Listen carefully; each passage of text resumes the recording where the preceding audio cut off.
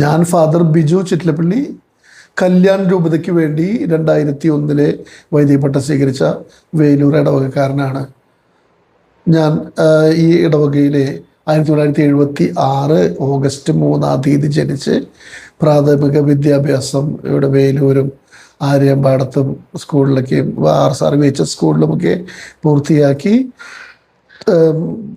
91 സെമിനാരിയിലെ Thrissur തോപ്പ് minor സെമിനാരിയിലെ Kalyan രൂപതയ്ക്ക് വേണ്ടി വൈദിക പരിശീലനത്തിൽ ചേർന്നു. എൻ്റെ ബാല്യകാലത്തെ പറ്റി പറയുകയാണെങ്കിൽ എനിക്ക് ചെറുപ്പം മുതലേ വൈദികനാകണം എന്നുള്ളൊരു ആഗ്രഹമുണ്ടായിരുന്നു. അതിനെ എന്നെ പ്രോത്സാഹിപ്പിച്ചിരുന്നത് എൻ്റെ അമ്മയുടെ പെങ്ങൾ ഒരു സിസ്റ്ററാണ് SMMI Salesian missionaries of Mary Immaculate. സിസ്റ്ററൊക്കെ ചെറുപ്പത്തിലെ എന്നോട് ചോദിക്കുമായിരുന്നു അച്ഛനാകണോ. ആ ചോദ്യം നമ്മളിൽ അങ്ങനെ ഒരു ആഗ്രഹം ഉരുവാക്കി.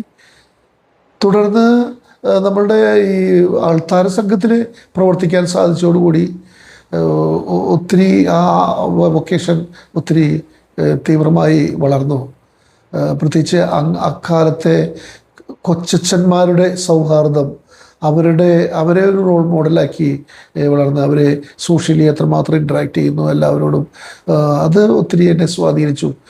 അതുപോലെ പ്രത്യേകിച്ച് എടുത്തു പറയുന്ന ഒരു അച്ഛനാണ് ഒരു ജോൺസൺ കുളത്തുങ്കൽ എന്ന് പറയുന്ന ഒരു അച്ഛൻ. എനിക്ക് തോന്നുന്നത് ഏതൊരു സഭയിൽപ്പെട്ട അച്ഛനാണ്. നമ്മളിവിടെ അസിസ്റ്റൻ്റായിട്ട് സേവനം ചെയ്തിട്ടുള്ളതാണ് ജോൺസൺ കുളത്തുങ്കൽ അച്ഛൻ്റെ അടുത്താണ് ഞാൻ കുമ്പസാരയ്ക്ക് പോയിരുന്നത്. ആ സമയത്ത് അച്ഛൻ എന്നെ ഒത്തിരി ഒരു വൈദികനാകാനായിട്ടുള്ളൊരു പ്രോത്സാഹനം തന്നിട്ടുണ്ട്.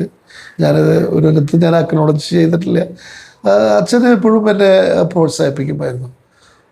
മറ്റു പല വൈദികരുമുണ്ട്, അതിൽ കൂടുതൽ ഈ ജോൺസൺ കുളത്തിങ്കൽ എന്നുള്ളൊരു അച്ഛൻ. ഓൾട്ടർ ബോയ്സ് ഞങ്ങളുടെ കാലത്ത് വളരെ സജീവമായിരുന്നു. 101-108 പേരോളം ഞങ്ങൾ ഓൾട്ടർ ബോയ്സിൽ നിന്നുണ്ട്. റാഫേൽ മാളിയം അച്ഛൻ്റെ വികാരച്ചനായിരിക്കുന്ന സമയത്താണ്. അപ്പോൾ പല ഗ്രൂപ്പുകളായിട്ട് 6-7 ഗ്രൂപ്പുകളായിട്ട് തിരിച്ചിട്ടുണ്ട്. അപ്പോൾ ആ ഗ്രൂപ്പുകൾക്ക് ഓരോ മാസത്തിൽ ഗെറ്റ് ടുഗദർ, സംഘടനാ പ്രവർത്തനം, ഗാർഡനിങ്, വിളക്കുകളതൊക്കെയും ക്ലീൻ ചെയ്യുന്ന പരിപാടി, ഫുട്ബോൾ ടൂർണമെൻറ്റ്, പിന്നെ അതുപോലെ ഈ വിശേഷ ദിവസങ്ങളിലെ ഈ പ്രൊജക്ടർ കൊണ്ടുവന്ന സിനിമാ പ്രദർശനം, കരോൾ സിംഗിങ്, റെഗുലറായിട്ട് എല്ലാ സൺഡേസിലുള്ള അരിപിരിവ്, ഈ പരിപിരിവ് നടത്തിയിരുന്ന് ഞങ്ങൾ ഡിസ്ട്രിബ്യൂട്ട് ചെയ്തിരുന്നത് വിൻസെൻ്റ് ഇപ്പോൾ. അങ്ങനെ വളരെ സജീവമായിരുന്നു ഓൾട്ടർ ബോയ്സ്. എല്ലാ ദിവസവും മുടങ്ങാതെ കുർബാനയിൽ സംബന്ധിക്കുമായിരുന്നു.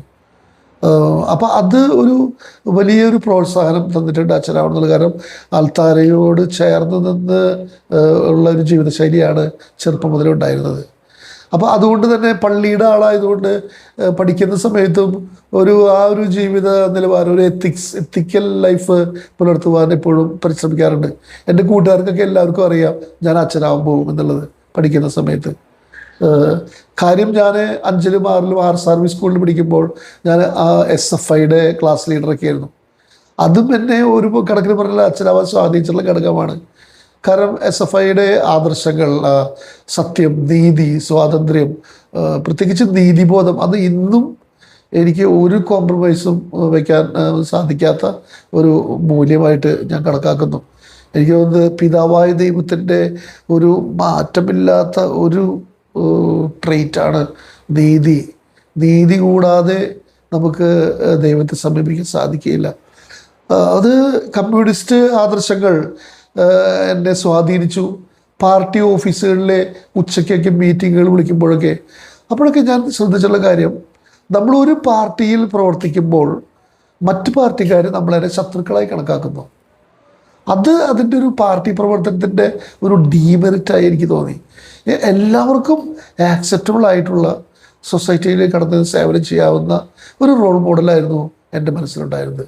അങ്ങനെയാണ് ഈ ഇടവകയിലെ കൊച്ചച്ഛന്മാർ, അന്ന് കാലത്ത് കൊച്ചച്ഛന്മാരെ ഈ സൈക്കിൾ ചവിട്ടിയിട്ടാണ് ഈവനിങ്ങിൽ ഇങ്ങനെ അങ്ങാടിയിലൂടെ പോകുകയും എല്ലാവരോടും ജാതി മത ഭേദമേനെ എല്ലാവരും അംഗീകരിക്കുന്ന, എല്ലാവരോടും സൗഹൃദം പുലർത്തുന്ന ഒരു പേഴ്സണാലിറ്റീസ് ആയിരുന്നു അന്നത്തെ കൊച്ചച്ഛന്മാർ.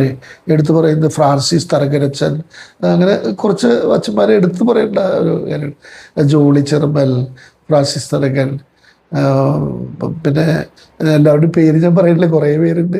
അങ്ങനെ അപ്പോൾ അതാണ് ഈ വൈദികനാവാനായിട്ടുള്ള ഒരു പ്രചോദനം അന്ന് തന്നത്. അപ്പോൾ എന്തുകൊണ്ട് ഒരു വൈദികനായി എല്ലാവർക്കും എല്ലാവരുടേതുമായിട്ട് സേവനം ചെയ്യണം. അന്ന് കാലത്ത് ഒരു വൈദികൻ എന്ന് പറഞ്ഞാൽ എല്ലാ കമ്മിറ്റികൾക്കും ഒരു രാഷ്ട്രീയ പാർട്ടി ഭേദമന്യേ ആക്സെപ്റ്റബിൾ ആയിട്ടുള്ള ഒരു ആളായിരുന്നു. അങ്ങനെ ഒരു സേവന സന്നദ്ധത, ആ മൂല്യങ്ങൾ, അതൊക്കെയാണ് എന്നെ വൈദികനാകാനായിട്ട് പ്രേരിപ്പിച്ച ഘടകങ്ങൾ എന്ന് പറയാം.